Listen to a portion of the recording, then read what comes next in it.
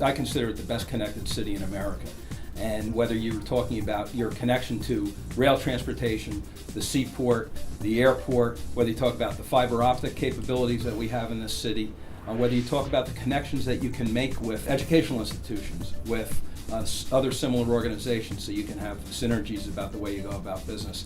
I think that those kinds of connections exist here in a way that not many places can replicate. You've got an international airport that sees more than 33 million people a year. You've got the East Coast's largest seaport. You've got connections to Amtrak, Philadelphia, Washington, Boston.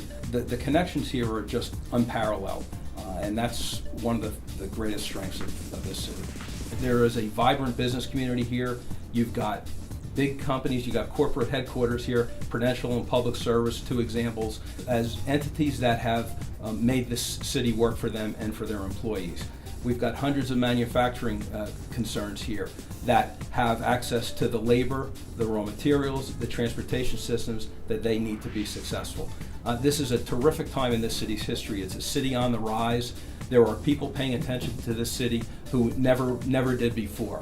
And that's a combination of a number of factors. It's tremendous elected leadership from the mayor and his office, groups like BCDC doing their job. It's companies looking to invest in a place where the returns are great.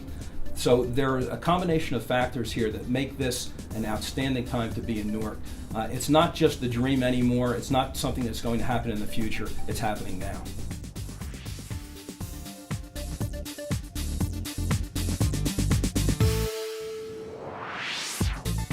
The reason that Newark was ideal for putting a practice such as ours is because, number one, it's a highly populated area, a lot of children, medically underserved area.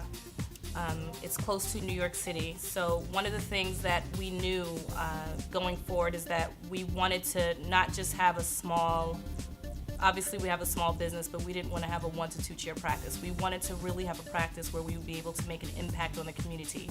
And you can only do that with scale. 30 minutes away from Manhattan. Our office is walking distance from Penn Station. It's express train that comes straight from New York City Penn Station. I mean, it's very close to everything.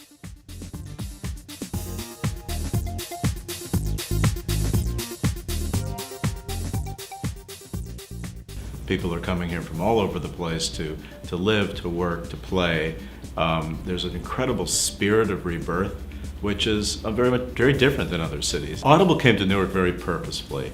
The idea was we have a missionary, very aggressive entrepreneurial culture.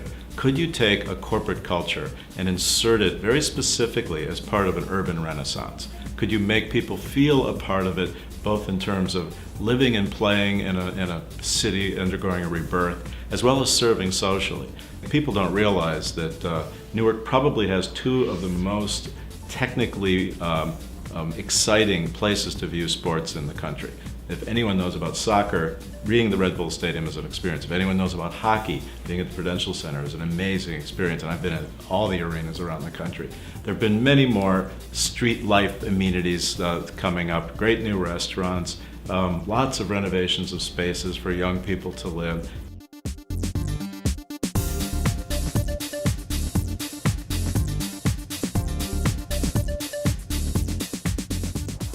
We were at a light rail station, and that is so important for us. I didn't even realize that when we moved here. But the workers who don't live here, it's like they're taking a subway and they walk right outside of a light rail station right to our loading dock.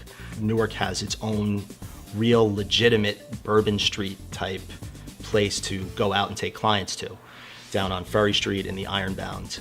And I used to take clients out in New York City, and now we just go out in the Ironbound all the time. It's a great way to show off the city. One of the things that surprised me about Newark when we got here was that it is a college town.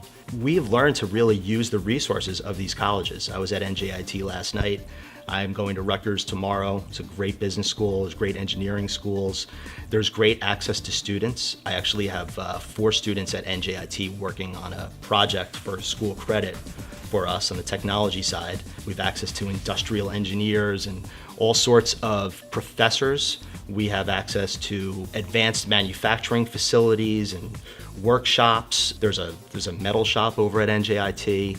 There's business development centers for business school students who want to develop their own business, but also can be used by the local community.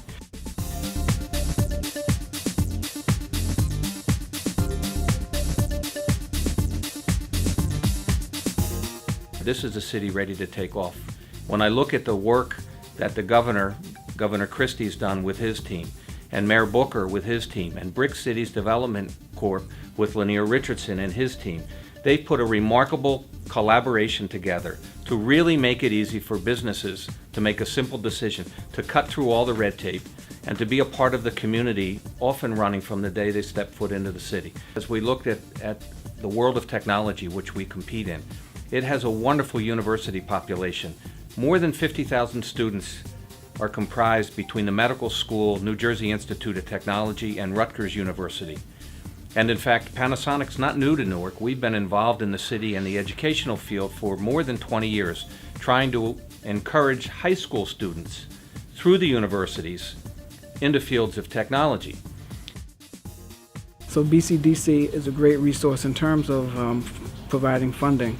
As I mentioned earlier, they also provide technical assistance for small businesses, and they have classes that are free of charge, which appeals to a lot of people. So it's a great city. The partnership with BCDC, with our center, with the universities in the area, and with the business community really makes a difference. So we have a rich fabric of opportunity and resources to help small businesses and medium-sized businesses. Well, I'm really very proud of being part of Brick City Development Corporation. I was thinking it's only been a few years, but as I look back, I realized it's been 5 years since we've been in existence. And in that 5 years, we've just made incredible progress here in Newark and made quite a difference. So it's an incredible organization. My board members are wonderful, and I enjoy working with them.